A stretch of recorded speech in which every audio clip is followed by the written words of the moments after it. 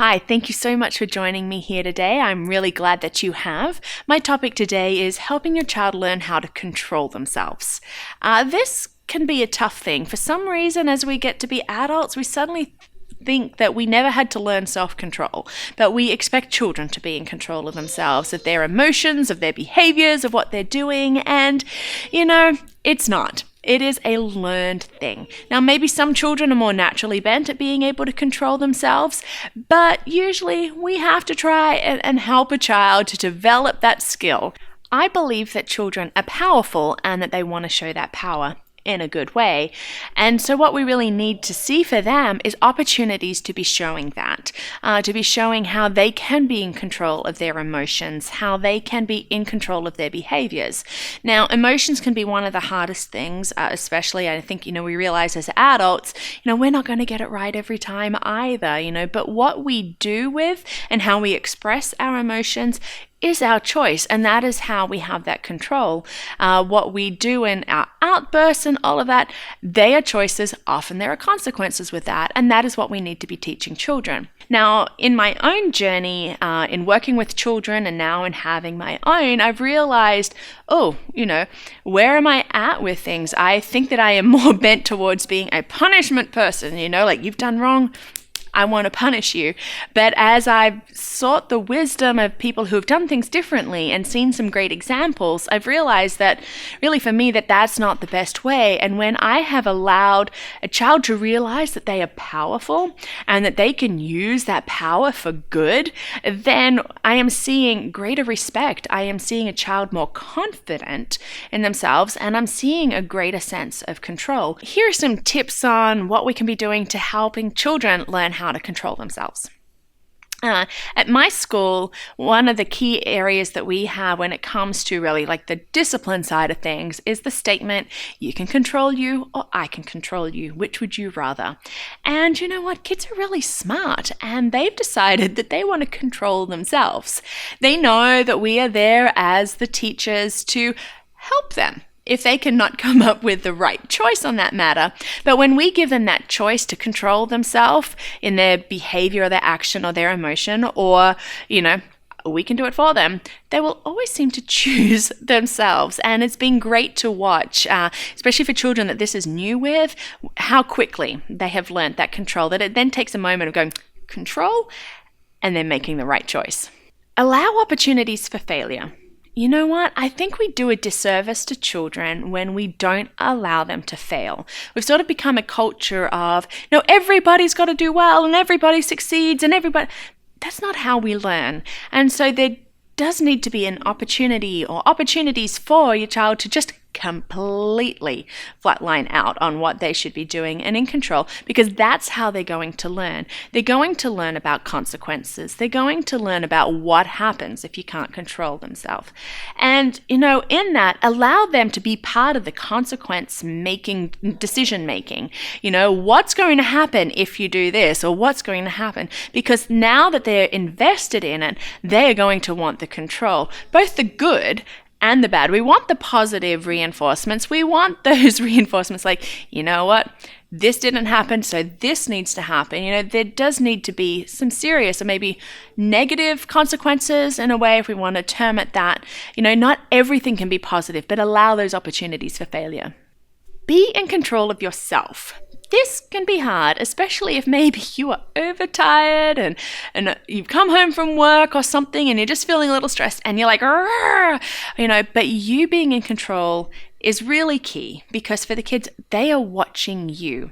And remember, you didn't always get it right. Even as adults, we don't always get it right. And you know what? It's okay to say, I'm frustrated. I can't deal with this right now. And to walk away. They're going to see a great model of behavior of it's okay to take time to just cool down and then we can deal with it. Talk it through. Talk through why self-control is important. Talk it through the consequences of decisions. Talk through your journey as well. Because when kids are really seeing what has happened, or you've made mistakes, or all these different things, then they're going to see, and they're getting the whys. We want to connect with those whys. Why is it important to have self-control? Why is it important to understand our emotions and how we react and how we do things? And teach waiting. Waiting is actually really hard, waiting your turn to talk if somebody else is talking, waiting your turn in a game, especially for younger children. Waiting your turn can be really, really hard, and we've seen that. But again, allowing those opportunities. Waiting is a way that we can learn self-control. Well, what am I going to do with my time? What could I do now? Could I get frustrated and throw a tantrum? Or could I just sit here and respect my mum, or my dad, or my aunt, or my uncle, or my teacher, whoever has asked me to wait? These are all good things. And so I believe that it is important to be teaching our children self-control. But that's the thing, it's teaching and it's modeling, it's providing those examples, because they're going to have to learn. And as they learn self-control, they're going to be more confident, they're going to be happier, there's going to be greater respect. And I think that that is a wonderful thing. Sometimes parents are worried about the long summer break. What's going to happen with their students and everything that they've learned? Is it going to fall out of their brains?